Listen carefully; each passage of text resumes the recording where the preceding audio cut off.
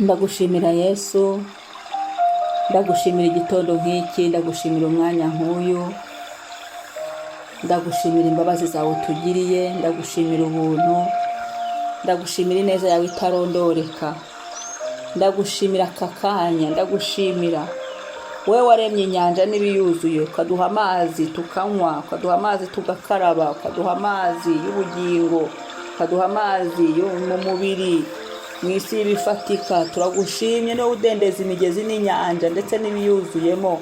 Izo ni imbaraga zawe zibikora. Ndagushimiye Mana, ndagushimiye ubushobozi bwawe, ndagushimiye ko umugambi wari mwiza kuri twe Mana, ndagushimiye kudahinduka Mana, ndagushimiye kuri gitare gikomeye. N'abaguhungiramo ntacyo babura, ntacyo bakena, ntacyo bazaba. Abaguhungiye abo ngabo bazaba amahoro masa, abo ngabo bazagira ibyiringiro.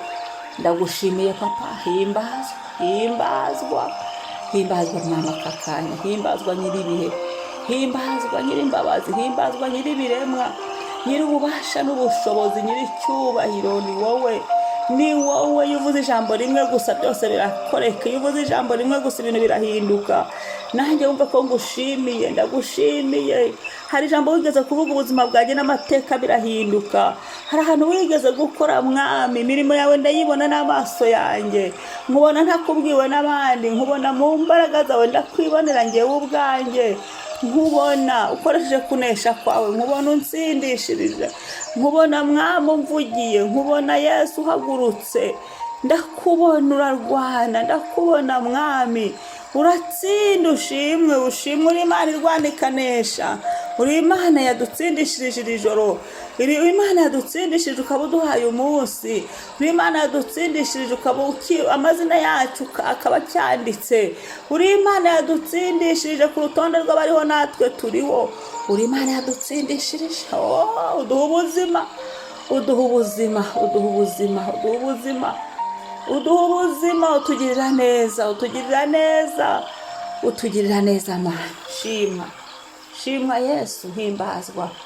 Amamara ni wowe Mana, amamara ni wowe gitare, amamara ni wowe mukiza, amamara ni wowe buhungiro, amamara Mana irema. Wewe wavuze ngo isi ibeho ikabaho, ugatandukanya ubutaka n'amazi bikajya ukwabyo. Hakaboneka inzira aho dukandagiza ibirenge, hakaboneka inzira aho tugendera, hakaboneka inzira, hakaboneka aho duhinga, hakaboneka.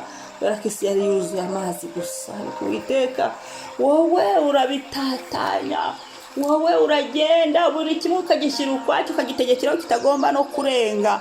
Urabitandukanya, utandukanya amazi, utandukanya ubutaka, urabitata buri cyose ugenda ugishyira ukwacyo. Shimwa kuba bitandukanije kugira ngo tube amahoro, kugira ngo tugire ubuzima bwiza, kugira ngo tugubwe neza twebwe abana bawe.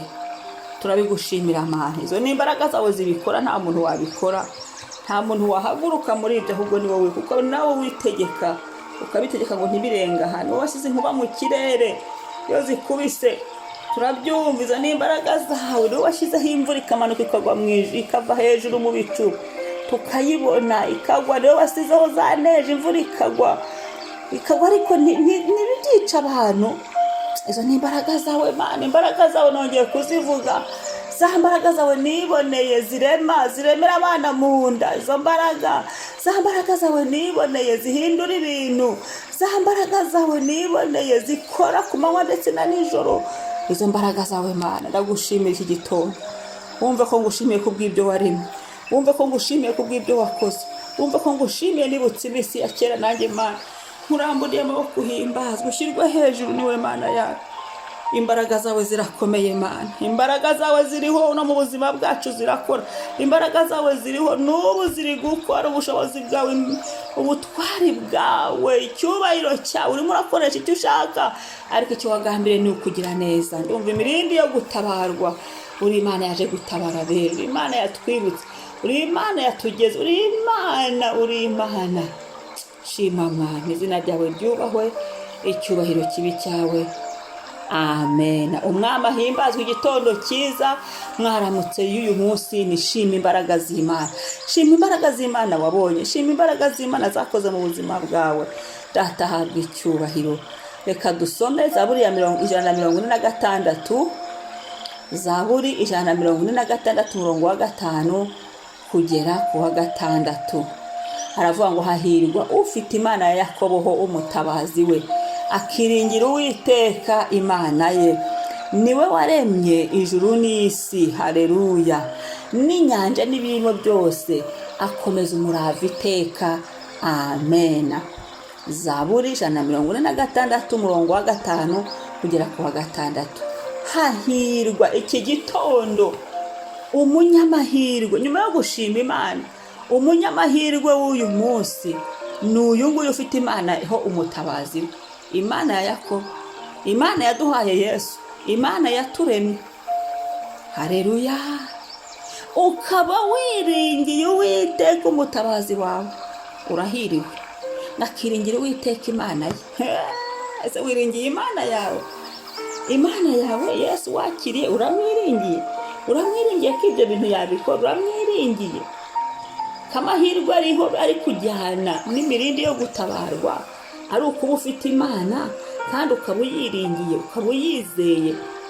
Haleluya, haleluya, haleluya. Ngaya mahirwe agezeho ngo hahirwe ufite Imana ya Yakobo.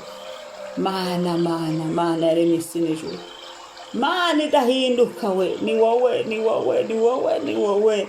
Mana yaduhaye Yesu, ikaduha agakiza, ikadukura mu biswogororo by'ibyaha, ikatugirira neza, ikadukarabya, ikadukesha. Mana turakwiringiye. Hahirwa ugufite iki gitondo, ndagushima. Hahirwa ufite Imana ya Yakobo umutabazi we. Ngaya amahirwe y'igitondo, haleluya. Nguyu umunyamahirwe ugiye gutambuka mu bihe biri imbere, nguyu umunyamahirwe ugiye kwibukwa, nguyu umunyamahirwe imirindi y'Uwiteka igezeho. N'uyu nguyu ufite Imana ya Yakobo umutabazi, akiringira Uwiteka. Arahirwa bakwiringira Mana, abo ngabo nibo bazaba amahoro masa. Uyu muntu w'umunyamahirwe ufite Imana ni kimwe, kagira Imana yo mu ijuru, Imana irema, Imana Elishadai, akaba baziranye, akaba yarakiriye Yesu nk'umwami n'umukiza, akaba azi Imana, yubaha, ayisenga. Uyu ni umunyamahirwe iki gitondo, akiringira Imana ye. Ukaba wiringiye Imana, akaba ariyo utegereje, akaba ariyo uri kubibwira, akaba ariyo uri gusaba, akaba ariyo utegeye ibiganza, ukaba uyizeye, urahiriwe. Ngo Uwiteka, ngo ni kuri 6 ngo niwe waremye ijuru n'isi. Uyu mwami niwe waremye ijuru n'isi n'inyanja n'ibirimo byose, akomeza umurava iteka. Iyo niyo Mana ya Yakobo. Hahirwa uyiringiye, hahirwa uko ufitiye Imana yaremye ijuru n'isi, haleluya. Hahirwa ufitiye Imana yaremye inyanja n'ibirimo byose, hahirwa ufitiye Imana ikomeza umurava iteka ryose. Wowe uri umunyamahirwe ukomeye, ubimenye. Uri umunyamahirwe iki gitondo, uri umunyamahirwe.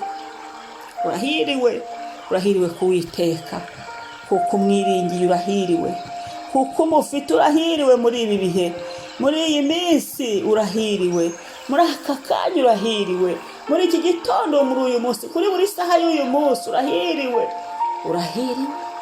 Mbega amahirwe. Turahirwa Mana ko twakumenye.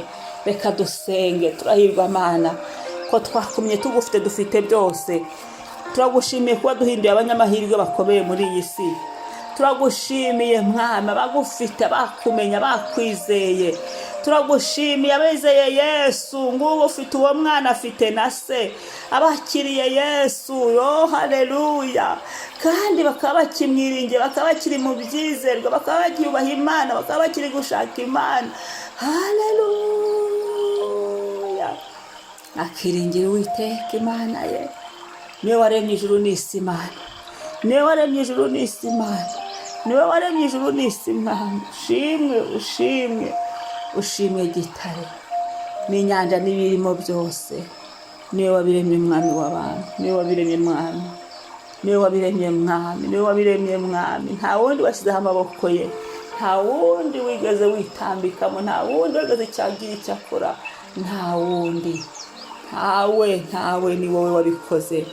Turakwiringiye Mana, turakwiringiye iki gitondo, turakwizeye Nyiringabo uyu munsi, turakwiringiye uri bugendane natwe, turakwiringira uragumye dufata amaboko, turakwiringira uraturinda, turakwiringira uratugosa imbere n'inyuma, turakwiringira uratuvugiye, turakwiringiye gitare. Shimwa Yesu, shimwa Mwami wanjye, shimwa wowe waremye ijuru n'isi, shimwa wowe waremye inyanja n'ibirimo, shimwa iki gitondo, shimwa wowe ukomeza umurava iteka, ushimwe himbazwa.